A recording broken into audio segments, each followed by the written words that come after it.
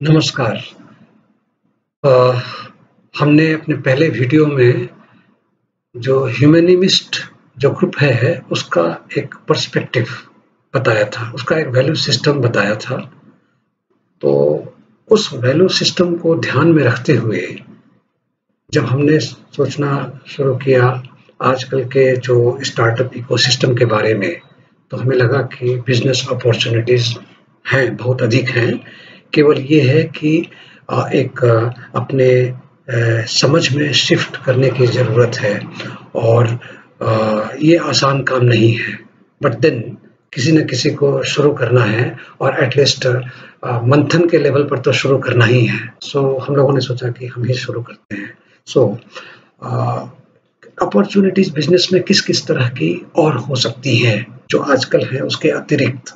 और हर कोई प्रयास तो कर रहा है, बट फिर भी वो केवल एक इम्प्रूवमेंट के रूप में या एक चेंज के रूप में, लकीर वही है, रास्ता वही है, केवल एक चेंज के रूप में, either in terms of speed और in terms of adding some elements here and there के रूप में चेंजेस हो रहे हैं।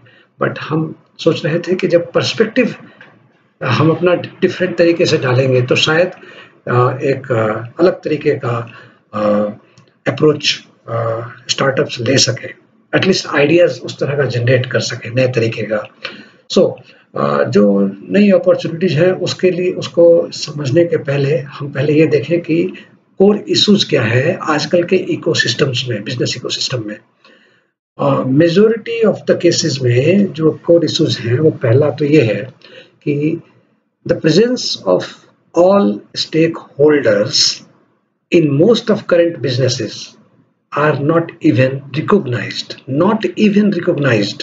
इसका मतलब ये है कि अभी जो बिजनेसेस हैं करंट सिस्टम में वो केवल 2-4 जो स्टेक होल्डर्स हैं, लाइक जो डायरेक्ट कस्टमर्स हैं या इनडायरेक्ट कस्टमर्स हैं या जो कंप्लायंस है या लीगल जो रिक्वायरमेंट्स हैं या जो रिसोर्सेज हैं, हमारे जो ह्यूमन रिसोर्स हैं, इस तरह के जो स्टेक होल्डर्स हैं उनको ध्यान में रखती है। बट हम कभी भी अपने बिजनेसेस में उस तरह के स्टेक होल्डर्स को ध्यान में नहीं रखते जो कि हमारे लॉन्ग टर्म हेल्थ या हमारे लॉन्ग टर्म सस्टेनेंस से कनेक्टेड हों और उसके लिए बहुत बड़ा रोल प्ले करते हों, जैसे अर्थ या एनवायरनमेंट, पोल्यूशन, रिवर, सॉइल या कुछ जीव जंतु जो हमारे लिए बेनिफिशियल हो सकते हैं, बट हम उनको ओवरलुक करते हैं और बाद में उसका फल हम भुगतते हैं। ये सब मैं ब्रीफ में कह रहा हूँ, बट आप ध्यान से इन बातों को अगर सर्च करें तो आप पाएंगे कि ऐसे एग्जाम्पल्स हैं कि हम कोई स्टेप लेते हैं in spite of all our knowledge, but ignoring those stakeholders we are suffering now. ये हम महसूस करते हैं। ये स्टेक होल्डर्स जो हैं ये हमारे उन देवी देवताओं की तरह से हैं जिनको किसी भी बिजनेस के स्टार्ट करते समय उनको ऑफरिंग दी जाती है या बिजनेस ट्रांजैक्शन के समय उनके लिए अलग से कुछ रखा जाता है। ये स्टेक होल्डर्स उसी तरह से हैं। ये थोड़ा समझाने के लिए मैंने कहा, बट जब मैं एज ए साइंटिस्ट इन चीज़ों को जब ध्यान से देखता हूँ तब मुझे लगता है कि हमारी जो भारतीय संस्कृति में जो ये स्टेक होल्डर्स हैं अलग अलग रूप में, वो इसीलिए रखे गए थे कि उनकी हम केयर कर सकें और उनकी केयर करेंगे तो फिर हमारी केयर हो पाएगी। ये चला गया because of our education system in last 300, 400, 500 years और इवन जो इकोनॉमिक मॉडल है उनके कारण, वट एवर द रीजन, हमको कैसे फ्रेश सोचना है इस पर ध्यान देना है। बट ये एक प्रॉब्लम है कि हमारे करंट बिजनेस सिस्टम में सभी स्टेक होल्डर्स को नहीं रिकॉग्नाइज किया जाता है। ये बहुत बड़ा इशू है और इसको कैसे सॉल्व करेंगे, ये धीरे धीरे किसी को स्टेप बाय स्टेप एक राय डेवलप करनी होगी।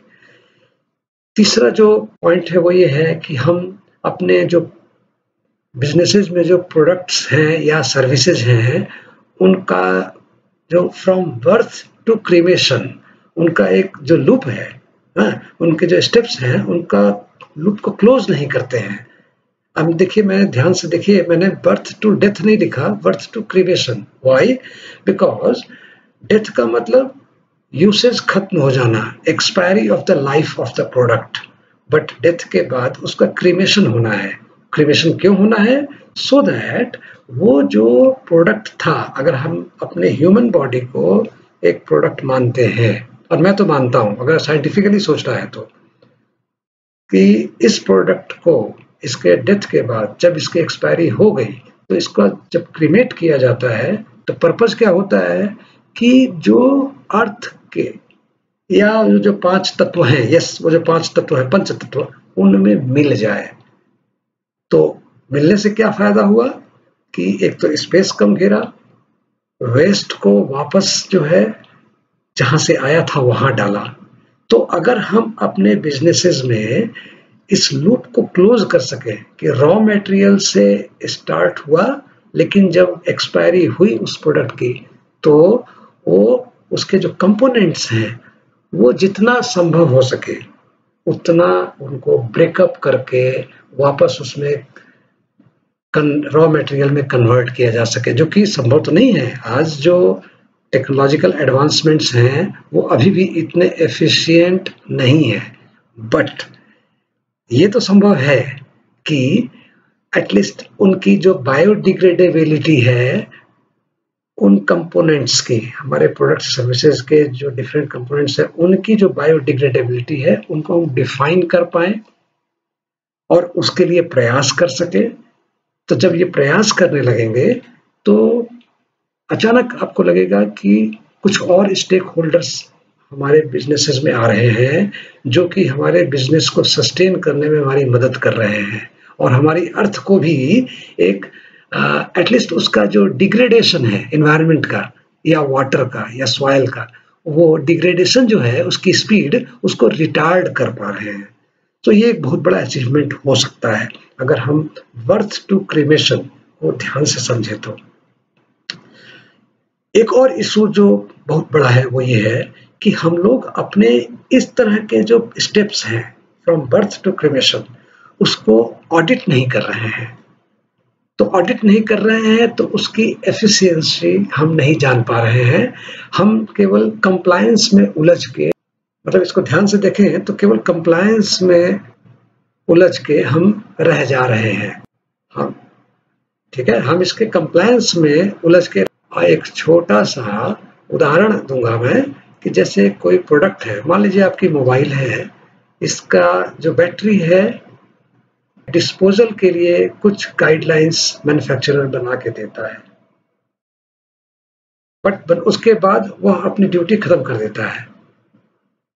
लेकिन अगर वह मैन्युफैक्चरर इसके कंपोनेंट्स को ब्रेक करके और कुछ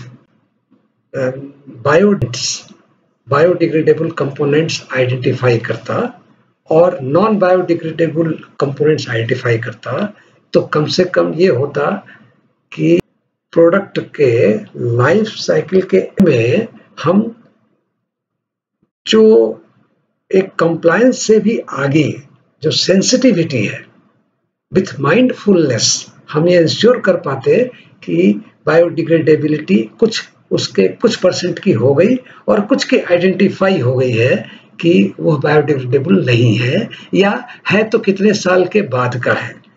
और ये कब होगा? जबकि और टेक्नोलॉजिकल एडवांसमेंट्स हो। तो जैसे ही हम कहते हैं और टेक्नोलॉजिकल एडवांसमेंट्स हो, और ज्यादा ऑडिटिंग हो, और ये तभी होगा जबकि साइंटिफिक एडवांसमेंट्स हो, उस पर रिसर्च हो, या जो स्टार्टअप्स आए वह इस दिशा में सोचे। ठीक, तो ये कुछ पॉइंट्स हमें लगे कि बहुत इम्पोर्टेंट है नए आइडियाज को जन्म देने के लिए। और last but not the list, एक पॉइंट इसमें मुझे और ध्यान आ रहा है कि जब भी हम इस तरह के इश्यूज के बारे में सोचें, तो अपने ये ना सोचे कि इससे प्रॉफिट मार्जिन कम हो जाएगा। आप अपने बिजनेस को सस्टेन करते हुए सोचिए। हाँ, ये हो सकता है कि आप जो है यूनिकॉर्न नहीं बन पाएंगे, बट मेरा ऐसा मानना है कि कोई भी बिजनेस अगर अपने को सस्टेन कर पा रहा है और अपने कस्टमर और उसके कस्टमर्स को जब ये पता चल जाएगा कि हाँ, ये रियली वैल्यू ऐड कर रहा है लॉन्ग टर्म हेल्थ के लिए, तो वो कैप्टिव कस्टमर बन जाएगा। तो वो सस्टेनेंस भी होगा और फिर वही रिजल्ट कन्वर्ट होगा एक यूनिकॉर्न बनने में after some time. So this is what we thought. ये कोर इश्यूज का फर्स्ट पार्ट है। हम लोग कोर इश्यूज का सेकंड पार्ट अगले वीडियो में डिस्कस करेंगे, जहां कुछ और इश्यूज को भी डिस्कस करेंगे इस तरह से। सो बेसिकली आपने देखा कि हमारा जो पर्पज है वो ये है कि मान्यताएं हैं या इकोसिस्टम में जो भी कमियां हैं उसको लॉजिकली और साइंटिफिकली समझना चाहते हैं एंड देन एक नए पर्सपेक्टिव से उसको देख रहे हैं। So that's all. Thank you so much and please wait for our next video issues. Thank you so much.